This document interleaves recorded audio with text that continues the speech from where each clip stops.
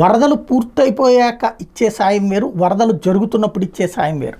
ఆ విషయంలో వాలంటీర్ లేనటువంటి కారణంగా ఎదురైనటువంటి ఇబ్బందిని ప్రజలు గమనించారు.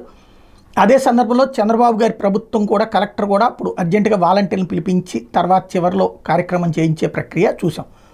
అయితే ఇప్పుడు వాలంటీర్ వ్యవస్థను ఉంచాలా వద్దా అంటే తెలుగుదేశం, జనసేన, బీజేపీ ముగ్గురికి కూడా వాలంటీర్ వ్యవస్థ వద్దు అనేటటువంటి చాలా బలమైనటువంటి ఫీలింగ్.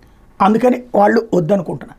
నిన్న క్యాబినెట్ మీటింగ్ సందర్భంగా కూడా అది చర్చకు వచ్చినటువంటి సందర్భంలో తర్వాత నిర్ణయం తీసుకుందాం అనేటటువంటి పాయింట్ మీద పక్కన పెట్టినటువంటి పరిస్థితి. అందులో ప్రత్యేకించి వాలంటీర్లకు సంబంధించి ఒక పాయింట్ వాడారు. ఇది గతంలో వాళ్ళకి ఆగస్టు దాకా ఉంది, సెప్టెంబర్ దానికి ఎక్స్టెన్షన్ ఇవ్వలేదు అన్నది. ఇవ్వకుండా వాళ్ళకి జీతాలు ఎట్లా ఇచ్చింది?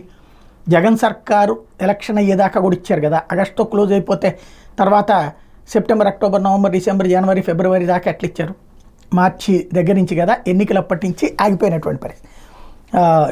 మార్చి, ఏప్రిల్ ఆ టైం నుంచి ఇబ్బంది పడ్డటువంటి పరిస్థితి. ఎన్నికల కోడ్ వచ్చాక ఆపారు, అది కూడా కోర్టులో కేసులు వేసినటువంటి సందర్భంలో. మరి ఇప్పుడు వచ్చేటప్పటికి చెయ్యాలి అనుకుంటే చెయ్యొచ్చు.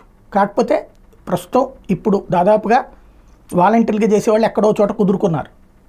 ఇంకోటి వాళ్ళ మీద ఆల్రెడీ వైసీపీ ముద్ర ఆల్రెడీ తెలుగుదేశంకి సంబంధించిన లోకల్ కేడర్కి అంతా ఉంది. జనసేన, బీజేపీ వాళ్ళకి కూడా అదే ఫీలింగ్ ఉంది. కాబట్టి ఇప్పుడు భవిష్యత్తులో ఎలక్షన్స్ ముందో అట్లాగా వాలంటీర్ వ్యవస్థ తీసుకొచ్చి వాళ్ళకి ఆ టైంలో ఏదైతే ఈ ప్రక్రియ చేస్తే బెటరు అంటే అప్పుడు తెలుగుదేశం అంటే ఈ మూడు పార్టీలకు సంబంధించినటువంటి సింపథైజర్స్కి ఆ పోస్టులు ఇస్తే బెటరు అన్నటువంటి రూట్లో ఆలోచించి అప్పుడు నిర్ణయం తీసుకోవచ్చాము. ఎందుకంటే వాలంటీర్ వ్యవస్థను తీసేస్తే ముందు హామీ ఇచ్చారు. అదే సందర్భంలో జనాల్లో అయితే కనుక దాని మీద వ్యతిరేకత సృష్టించారు. కాబట్టి ఈ రెండిట్లో ఏది అవసరం అన్నటువంటిది సచివాలయ వ్యవస్థ, వాలంటీర్ వ్యవస్థ ప్రజల యొక్క సైకలాజికల్ ఫీలింగ్స్ భవిష్యత్తులో తెలుసుకుని నిర్ణయం తీసుకోవడానికి వేచి చూస్తున్నారు. అప్పటికైతే ఈ వ్యవస్థ ఉండదు, మళ్ళీ కొత్త వాళ్ళతో ఏర్పాటు చేయాల్సి ఉంటుంది.